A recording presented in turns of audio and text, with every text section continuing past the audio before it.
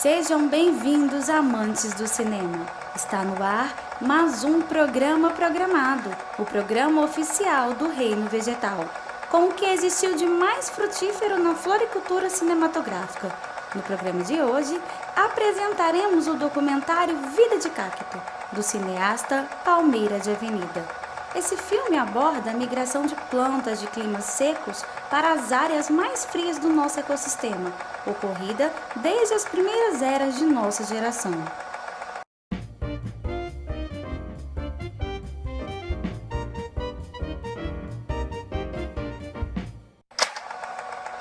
Palmeira de Avenida brotou às margens de praias tropicais e iniciou a sua carreira com o filme Celebridade Instantânea, um dia na vida de uma árvore natalina, com o qual venceu o Festival de Cannes.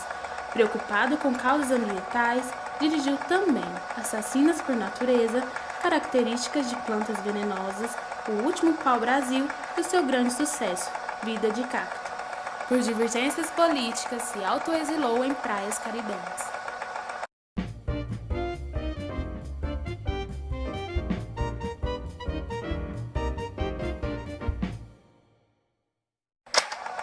Fique agora com o documentário Vida de Cacto, Luz, Fotossíntese e Ação. Esse programa é um oferecimento Fertilizantes Campo Alegre. Você é quem escolhe a ordem natural das coisas.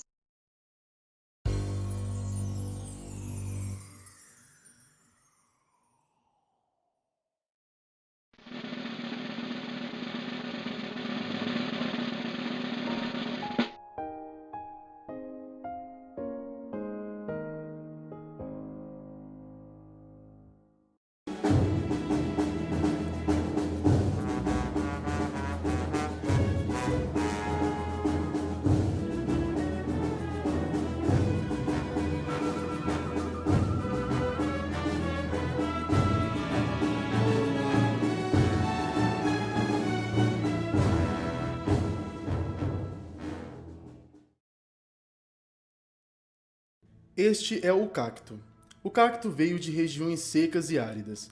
Como muitas outras espécies, atualmente vive em busca de solos mais férteis.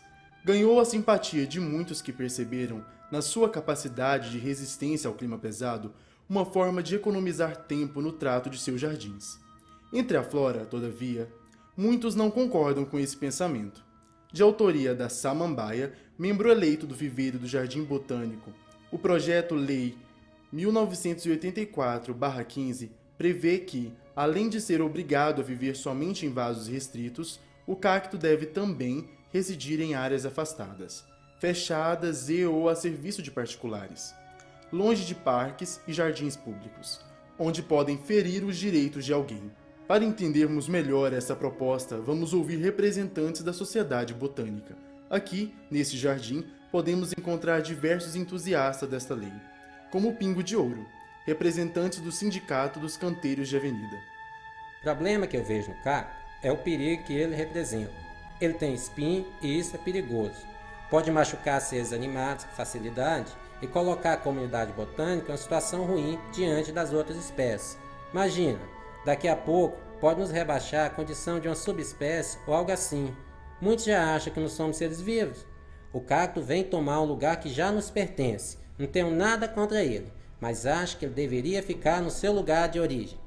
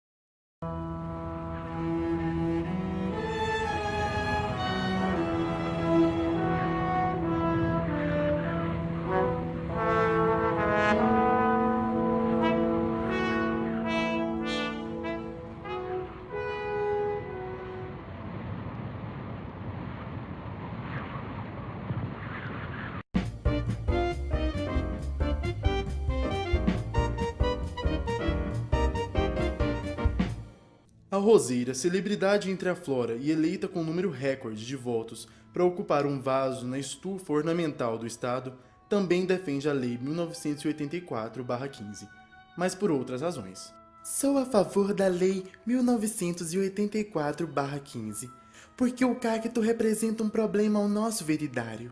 Não é pelo fato de possuir espinhos ou por vir de uma outra região, mas a maneira como ele não agrada aos olhos dos que têm olhos.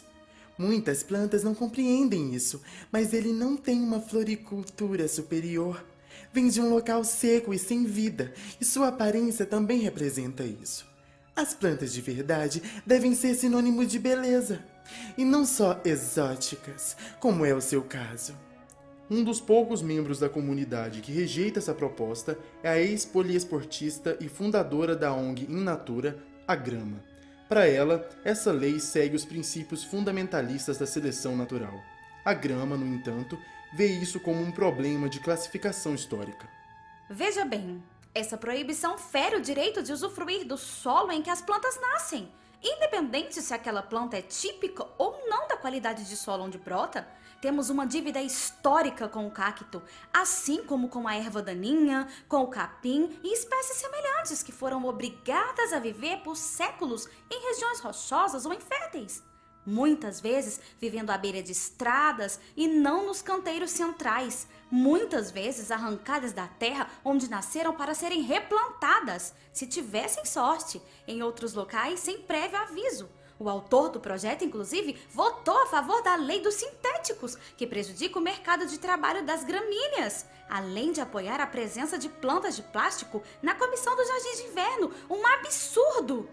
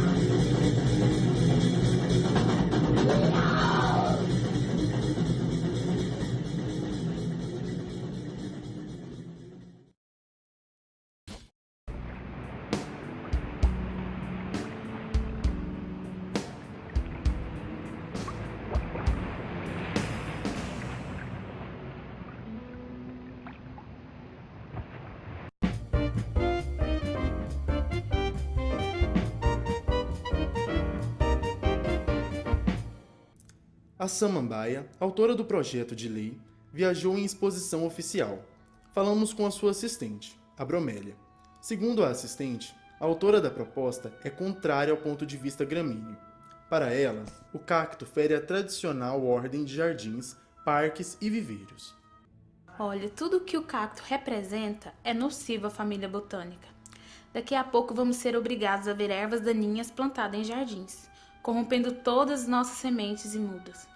Devemos defender nossas raízes acima de tudo. Em relação ao cacto, me diga, sinceramente, você confiaria um pedaço do seu solo a ele? Dividiria o seu adubo com ele? Claro que não. Ele só quer secar o nosso solo, tirar águas das nossas raízes e mudas, secar nossa semente e abastecer a ele próprio. Vou te dar um conselho. Um conselho bom.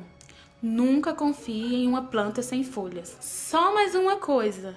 Não sei se você sabe, mas aquele monte de mato que atende pelo nome de grama já chegou a defender a igualdade de direitos entre plantas normais e plantas carnívoras. Vê se pode. A opinião da grama é rasteira como ela. Também ouvimos o polêmico e excêntrico empresário Planta de Plástico, que apesar de não ter direito a voto na estufa ornamental, exerce entre seus membros uma profunda influência. Acredito que tenhamos que cortar o mal pela raiz. O problema não está somente no cacto, embora o cacto seja um problema. O problema está nesse pensamento retrógrado, que insiste ainda em defender esse ciclo natural, brotar, crescer, dar flores, se reproduzir e por fim morrer. Eu proponho mais. Proponho a vida eterna. O futuro é o abandono total dos elementos biológicos. Alguns membros, um pouco mais evoluídos de nossa sociedade, falam em transgênicos. Isso é bom, mas eu penso ainda mais à frente. O futuro está nos sintéticos. Quem não concorda que vai viver nas matas fechadas ou em florestas afastadas, sem um canteiro exclusivo, sendo obrigado a compartilhar o solo que lhe pertence, sem seleção de gênero, sem distinção de espécie e, pior, sem um projeto paisagístico. Como podemos perceber, essa proposta levanta polêmica e está longe de ser resolvida. Por questões de segurança, decidimos não ouvir a opinião do cacto em relação a esse projeto de lei. Fomos informados pelo Departamento de Cercas Vivas que a região na qual ele vive é demasiadamente perigosa. O cacto não reage bem às operações rotineiras de poda de galhos e apreensão de folhas secas, embora ele sempre alegue que as folhas secas não lhe pertencem. Eu nem tenho folhas, me informaram que é o que ele diz quando abordado pelas autoridades florestais. Além do mais, nossa equipe poderia ser atingida por espinhos perdidos ou sofrer contaminação devido ao solo pobre das áreas próximas. No mais, essas discussões, segundo botânicos, floristas e demais especialistas, não comportam a opinião do próprio cacto, pois estas são questões demasiadamente complexas para o seu entendimento. Em nota, o secretário-geral dos orquidários nos informou que a orquídea, defensora da causa de flores raras, não irá comentar o caso por estarmos próximos do período de floração.